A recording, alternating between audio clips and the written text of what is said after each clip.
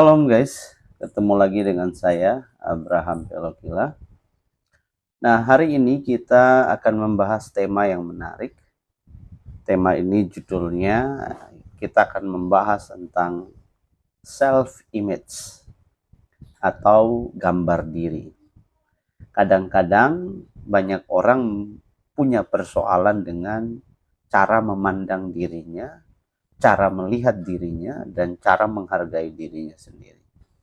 Sehingga ketika cara memandang dan menghargai dirinya salah, kemudian berakibat banyak hal di dalam kehidupannya, interaksinya, dan berbagai hal di dalam proses menuju tujuan dan cita-cita hidupnya. Nah, sebenarnya apa sih yang dimaksud dengan gambar diri atau self-image? Self-image ini artinya adalah pandangan pribadi seseorang tentang dirinya sendiri atau citra seseorang terhadap dirinya sendiri. Jadi ini menyangkut cara berpikir, ini menyangkut cara dia melihat, ini menyangkut cara dia menerima apa yang dia miliki hari ini. Kadang-kadang kan kita menemukan orang tidak menerima kalau dia kulitnya agak coklat gelap. Ada orang tidak menerima kalau dia hidungnya kurang mancung. Ada juga orang tidak menerima kalau tubuhnya terlalu besar atau tubuhnya terlalu kecil, atau dia pendek atau dia terlalu tinggi. Akibatnya mengganggu, sangat-sangat mengganggu feelingnya, mengganggu personalitinya, mengganggu dia dalam kehidupan sehari-hari. Akhirnya bisa minder, marah, menolak diri, dan sebagainya. Padahal kalau kita amati bahwa kita itu tidak pernah memilih dari mana kita lahir, dari orang tua seperti apa, dari latar belakang pendidikan, latar belakang ekonomi, atau dari agama seperti apa. Tetapi kemudian kita akhirnya menjudge diri kita sendiri, kita menghakimi diri kita sendiri, kita menyerang diri kita sendiri, dan merasa bahwa kita adalah orang yang tanpa harapan dan sebagainya. Nah, banyak orang melihat hal ini kemudian dia tidak bisa berkembang. Gambar dirinya gagal. Dia akibatnya kalau dia gagal melihat dirinya sendiri dengan citra yang baik, maka ada beberapa indikasi ya gambar diri yang gagal itu, yaitu dia selalu takut gagal. Karena melihat dirinya dia takut gagal, takut ditolak. Padahal pemikiran itu kadang-kadang kebanyakan itu didesain oleh pikirannya sendiri, didesain oleh feelingnya sendiri. Nah, akibat dari itu semua kehilangan percaya diri, selalu mempercayai kata-kata negatif dari orang lain. Dan orang-orang seperti begini, kalau dia tidak kuat, maka kondisi terakhirnya dia stres, dia depresi, bahkan ujungnya bisa bunuh diri. Kenapa? Tidak mampu accept dirinya sendiri, tidak mampu menerima kekurangan dan kelemahannya. Padahal sampai hari ini tidak ada satu manusia pun yang lahir dengan semua perfect sempurna. Pasti ada saja yang kurang dan sebagainya. Nah, sebenarnya Allah tuh melihat kesempurnaan kita itu bukan masalah fisiknya, tetapi siapa manusia ini, spiritnya. Makanya ketika Allah menciptakan manusia, itu diciptakan serupa segambar dengan dia. Yang serupa segambar apanya? Bukan tubuhnya, tetapi serupa dan segambar adalah karakternya. Jadi karakter ilahi ada di dalam manusia itu. Bangunannya memang dibuat dari tanah. Kemudian dibuat bangunan tubuh ini, ada kaki, tangan, kepala, dan sebagainya. Nah, gambar diri yang gagal kemudian menyebabkan orang-orang ini sering pesimis. kemudian tidak mensyukuri hidup mereka, melakukan banyak kesalahan karena sering membanding-bandingkan diri dengan orang lain. Nah, begitu tidak bisa kita kemudian memaksakan bahwa kita harus sempurna seperti image kita. Nah, kadang-kadang kan kita memaksakan kita itu harus sama seperti gambaran yang kita mau. Sedangkan Tuhan yang menjadikan kita itu, dia tidak punya gambaran seperti apa yang kita pikirkan. Tetapi ketika dia menjadikan manusia itu, dia punya gambaran, dia punya rencana tersendiri dengan kekhususan tersendiri. Nah, orang-orang yang menemukan kekhususan hidupnya, orang-orang yang mampu accept dirinya sendiri dengan segala macam image yang dia bangun, maka orang ini pasti kuat menghadapi tekanan macam apapun. Nah, kenapa orang bisa salah melihat, gak bisa salah terhadap gambar dirinya? Nah, ini yang kedua, ini karena pekerjaan setan. Iblis memang dari awalnya memiliki rencana, yaitu membunuh, membinasakan manusia. Rencana iblis itu adalah membuat manusia itu tidak memandang bahwa dia adalah makhluk ciptaan Tuhan yang sempurna. Dia tidak melihat bahwa dia punya potensi, dia punya kelebihan, dia punya kemampuan, dia punya segala sumber daya yang Tuhan taruh dalam dirinya. Iblis membutakan matanya sehingga dia membanding-bandingkan dirinya dengan orang lain.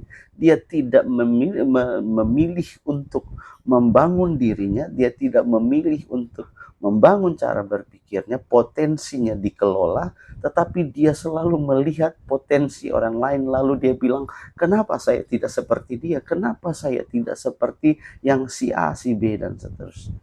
Nah, jadi iblis menyesatkan. Nah, bapa dari segala kejahatan ini memang adalah iblis. Dia menyesatkan manusia agar manusia itu berbuat dosa dengan cara manusia itu tidak bisa melihat lagi bahwa Tuhan sedang menyiapkannya untuk dia dipakai. Setan menghasut manusia untuk menentang Allah yang kemudian dia merombak tubuhnya. Nah, kadang-kadang kan kita temukan hari-hari ini banyak orang yang berani operasi plastik, operasi kelamin, transgender dan sebagainya, terlibat dalam perilaku amoral yang menggelikan dan perilaku amoral yang najis, kotor dan sebagainya, karena mereka salah melihat diri mereka. Mereka salah, mereka ditipu oleh iblis, dan iblis menghasut mereka untuk terlibat dalam perilaku-perilaku yang salah. Nah, akibatnya panjang sekali. Kalau kita kan ketemukan sekarang tuh, orang itu bela-belain beli skincare dan sebagainya. Mukanya putih, kemudian lehernya coklat hitam gitu kan. Tangannya putih, ya di dalamnya coklat semua. Nah, itu kayak begitu. Orang bela-belain karena apa? Mereka mau membangun image yang seperti yang mereka mau. Padahal bisa dipelihara dengan dan dijaga dengan baik. Menerima kondisi itu, dan akibatnya dia akan perform dengan percaya diri.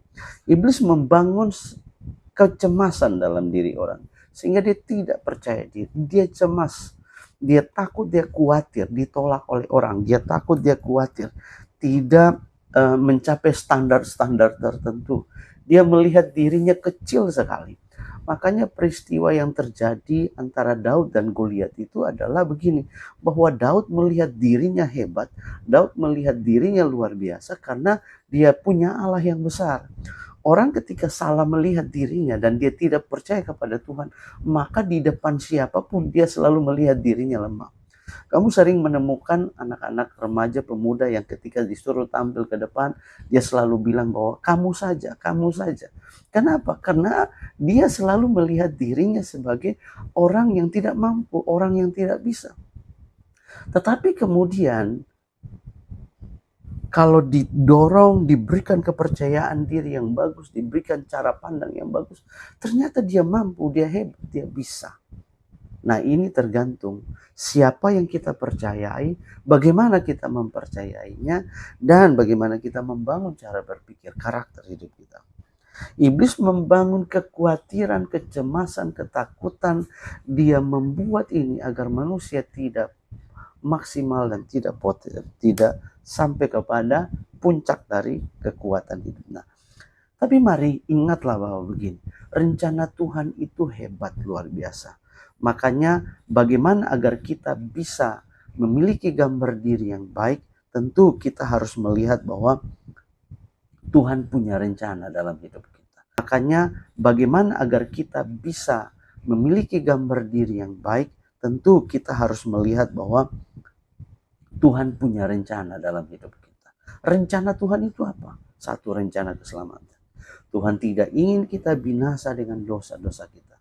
Makanya Yesus datang jadi juru selamat, satu-satunya juru selamat yang membawa janji keselamatan. Dan barang siapa tidak percaya kepadanya pasti binasa. Dia keluar dari jalan kehidupan. Alkitab berkata bahwa di dalam nama Yesus, di bawah kolong langit ini tidak ada satu nama pun yang olehnya manusia diselamatkan, hanya di dalam Yesus Kristus. Bahwa dia adalah Allah yang jadi manusia, Allah jadi manusia. Ini kemungkinan yang besar bahwa ketika manusia tidak bisa menyelesaikan masalah dosa, maka Allah datang sendiri.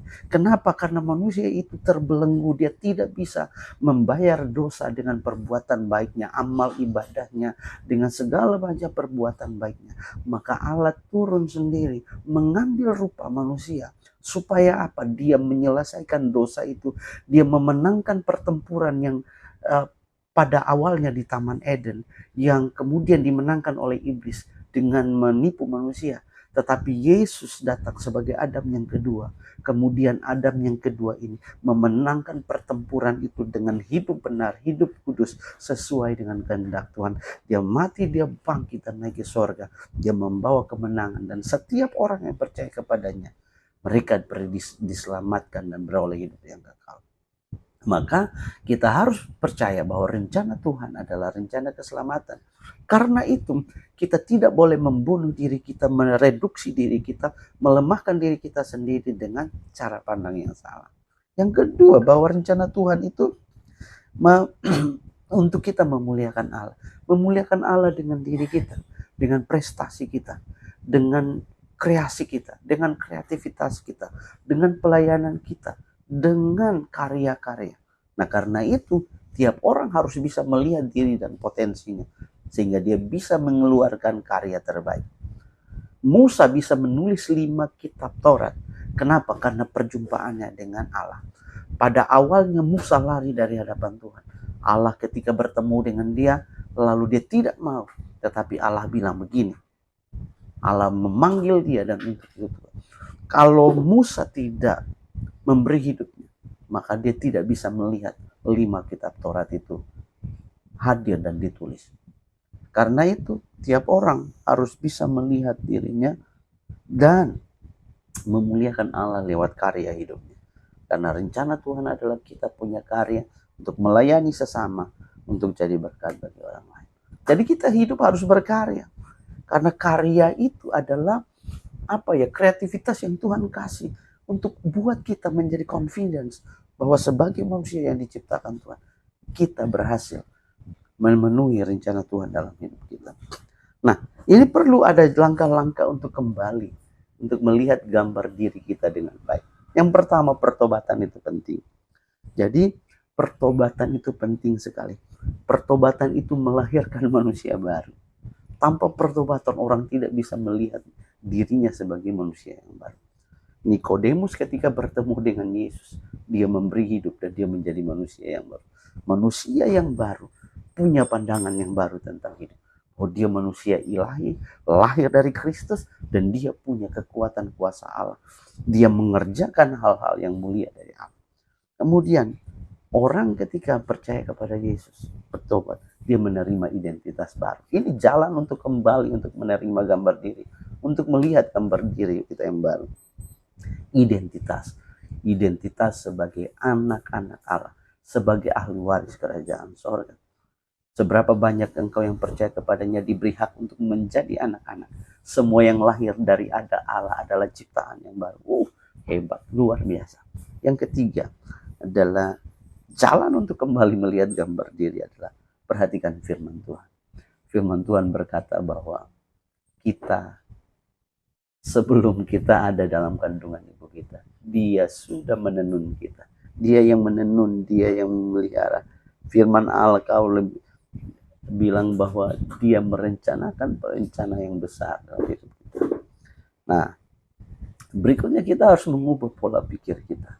Pertempuran kita paling besar ada di sini. Dan senjata paling kuat untuk memenangkan pertempuran dalam pikiran kita adalah firman Allah. Makanya Yesus ketika berhadapan dengan iblis yang menawar, mengiming-imingi dia dengan kerajaan, dengan takhta, dengan kekuasaan, dia selalu berkata, ada tertulis. Ternyata firman Tuhan adalah kekuatan Allah yang menyelamatkan, yang menghambat cara berpikir, yang menghambat pikiran-pikiran kegelapan,